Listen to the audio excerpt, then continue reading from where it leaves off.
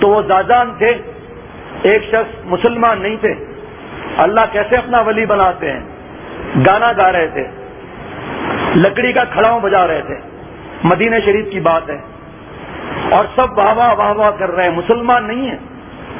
حضرت عبداللہ ابن مسعود رضی اللہ تعالیٰ عنہ وہاں سے گزرے، فرمایا حضور صلی اللہ علیہ وسلم کے صحابی بھائی، فرمایا کیا اس کی آواز اچھی ہے، کاش اس آواز سے یہ قرآن پاک پڑھ لیتا۔ زادان صاحب کو پتا نہیں ہے کہ اب میں تابعی بننے والا ہوں، زادان صاحب کو پتا نہیں ہے کہ میں جذب ہونے والا ہوں۔ حضرت عمر رضی اللہ تعالیٰ عنہ کو جذب ہوا، حضرت وحشی رضی اللہ تعالیٰ عنہ کو جذب ہوا، حضرت فضیل رحمۃ اللہ علیہ ڈاکو تھے بہت بڑے، ان کو جذب ہوا۔ یہ جذب کا دروازہ قیامت تک کھلا ہوا ہے۔ ہمارے حضرت والا فرماتے ہیں ہر نماز کتنے بھی گناہ گار ہیں، ہم کتنے بھی نالائق ہیں، کتنے بھی گناہوں میں ڈوبے ہوئے ہیں، تو فرمایا اللہ کا در نہ چھوڑو، وہ کھولے یا نہ کھولے در اس پر ہو تیری کیوں نظر، وہ کھولے یا نہ کھولے در اس پر ہو تیری کیوں نظر، تو بس اپنا کام کر صدا لگائے جا، اے ربی معاف کر دیجئے۔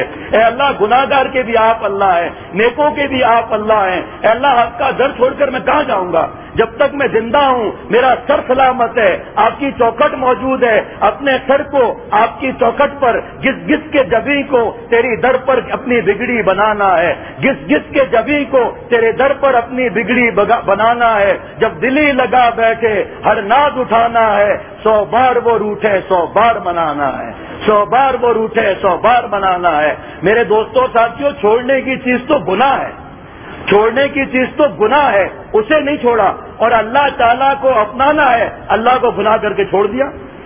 حضرت والا نے فرمایا کہ گناہ نہیں چھوٹتا تو رو رو کے اللہ کے در پر یہ دعا کرتے رہو کہ اللہ میں نے تو ٹھیکہ لیا ہوا ہے کمینے پن کا، میں نے تو ارادہ کیا ہے کہ گناہ چھوڑنا ہی نہیں ہے، لیکن آج ایک اور ارادہ کرتا ہوں کہ آپ کا در بھی نہیں چھوڑوں گا، جان دے دوں گا، آپ کا در بھی نہیں چھوڑوں گا۔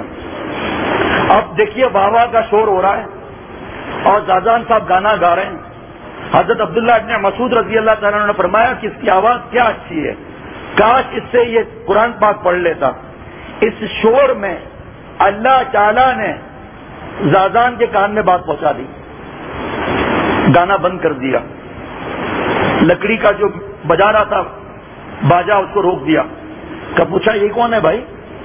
کہا یہ حضرت عبداللہ ابن مسعود رضی اللہ تعالیٰ عنہ ہیں، حضور صلی اللہ علیہ وسلم کے صحابی ہیں۔ اچھا کیا کہہ رہے ہیں یہ فرما رہے ہیں کہ اگر یہ زبان سے قرآن پاک پڑھ لیتا آواز سے تو کیا مزہ آئے گا۔